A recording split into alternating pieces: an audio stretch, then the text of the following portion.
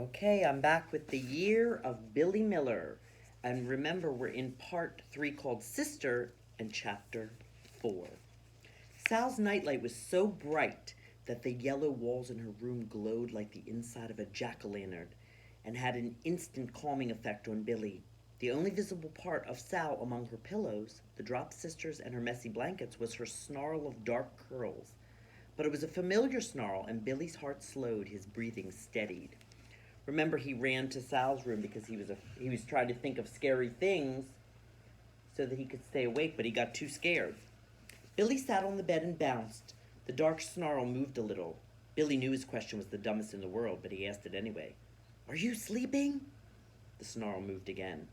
Billy bounced harder, and then Sal's head emerged from the shadowy lumps and bumps of bedclothes and stuffed animals like a chick from an egg. She looked at him with uncertain eyes, slits really. Billy scooched nearer to Sal. He didn't know what to say. He couldn't say, "I need you," which was the truth. "Hi," he whispered. Sal's eyes closed and her head drooped. Billy shook her. It was strange, but already he felt less afraid. How could a 3-year-old make him feel safe? Especially one who was mostly asleep. Although part of him knew there was no monster under his bed, he did not want to go back to his room. He wanted to stay here. Billy shook Sal again and blew at her eyes. When she opened them, he blew again. He'd been holding the pearl the whole time, and now he raised it up to Sal's face, inches away from her nose. "Sal, look," he said. "It's the magic pearl, and I'll give it to you if—" Sal perked up. Her eyes widened. "You will?" She reached greedily for the pearl. "If," said Billy, pulling the pearl back a bit. "If what?" Billy's brain had clicked back to his plan to stay up all night. He could not do it alone in his room, but he thought he could do it in Sal's room. With her. He'd never shared anything this big with a girl before. But it would be worth it. "If you can stay up all night with me, it's yours," said Billy. "Why?" asked Sal. Billy explained the importance of his idea. He finished by reminding her, "We've never even made it to midnight on New Year's Eve." He kept holding up the pearl as if it were a priceless gem, turning it between his fingers, hypnotizing her with it. "Can I have it now?" she asked. "You can borrow it," said Billy, "but you can't have it until morning." "How long is it till tomorrow?" asked Sal. "It was a good question. I'll find out," said Billy. He went to check the digital clock in the bathroom. He was relieved that he didn't have to pass his room to get there. Still, he was cautious and quick. The red numbers on the clock were clear and bright. 10:32. "We've got a long way to go," he thought, feeling some of his optimism drain away.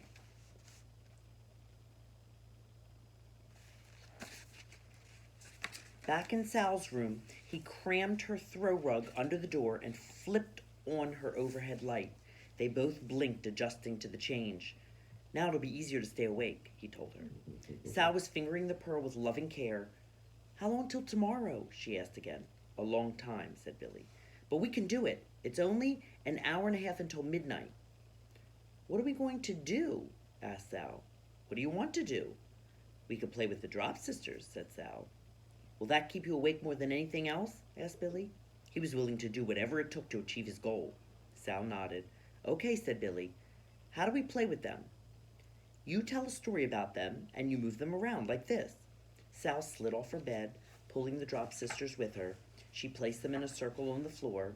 She picked up Raindrop and swooped her back and forth through the air. One day Raindrop flew. "I'm a bird! I'm a bird!" "Shh!" Billy murmured. "Your turn," said Sal. Billy chose one of the Drop Sisters. He didn't think he could do this. He felt self-conscious. He wouldn't want Ned to see him now, or Emma. He sighed. Finally, he said, "One day there was a big explosion, and the unlucky Drop Sister felt the jolt like lightning." He tossed the stuffed whale up a few feet and let it fall and tumble. "She was stunned," he said. "Then the doctors came to do CPR." Billy took his fist and pumped the unlucky Drop Sister's midsection, quietly grunting with each thrust. "Stop," said Sal. "You're hurting her." "It's okay, Gumdrop." She pulled Gumdrop to safety on her lap. "You didn't even know her name," she scolded, glaring at Billy. "Sorry," said Billy. "Papa knows all their names."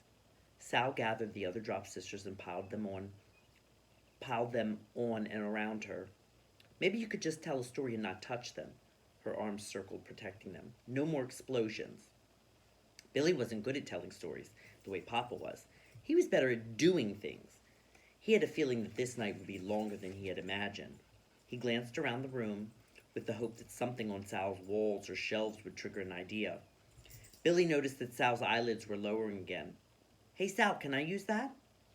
He motioned to the dingy pillowcase in which she carried the Drop Sisters. It was crumpled up at the foot of the bed. "What are you going to do with it?" "It's a surprise. You'll like it. Can I use it?" Sal considered Billy's question. "Remember the pearl," Billy said, even though he knew one had absolutely nothing to do with the other. "All right," said Sal.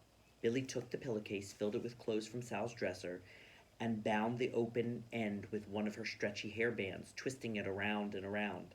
He'd left several inches of cloth at the end. He fanned it out. "This is the tail," he said, and then he pushed and pulled and fluffed and stuffed the pillowcase until it pleased him. "There," he said, "it's a whale, a big one." "It is?" said Sal. "Who is it?" "This is," Billy said, thinking fast, "this is Cough Drop. He's the Drop Sisters' cousin. He usually lives at the aquarium, but he's here for a visit." "Cough Drop," said Sal, smiling. "I love him. Make him say something." "He doesn't talk," said Billy, "because he has a terrible cough. He was born with it, and the only food he eats is cough drops." Sal plucked Cough Drop from Billy's hands and introduced him to his cousins. They played. Sal would make a comment as one of the Drop Sisters, then Billy, assuming the role of Cough Drop, would cough in response. They took turns talking, having a conversation until Billy had enough. "Cough Drop needs a break," he said. Billy was exhausted and his throat was rough. He decided that he would never be a babysitter, no matter how much money he could make. "Is it morning yet?" asked Sal. "No," said Billy. "I'll go check again." And then Sal said something, but she was yawning at the same time, and she put her hand over her mouth, so all Billy heard was a tired little noise. When he came back to Sal's room with the disappointing news that it was only 11:03, Sal was sleeping on the floor beside the Drop Sisters, her head on Cough Drop. Billy made very little effort to wake her. He made very little effort to do anything. He couldn't. All at once it felt as if his pajamas were made of lead. His legs could barely hold him up, and it took everything he had in him to drag some blankets off Sal's bed, fall to the floor next to her, and cover both of them. He would give it one more try. He raised his head and opened his eyes as wide as he could. "Stay awake," he commanded himself. A swift, invisible hand pressed his head down and stitched his eyes shut. He tried to conjure up an image of the monster under his bed, but he didn't even have the energy for that. His head knocked into Sal's as he searched for some comfort on Cough Drop. Sal stirred. "Love you," she murmured. She could have been talking to the Drop Sisters or Cough Drop or him. He didn't know, but he knew he loved her. Right now, anyway. And he might have told her so, but all he could manage was to mutter, "Yeah," as he drifted off to sleep. And that's the end of chapter 4. I'll be back next time with the last chapter in part 3.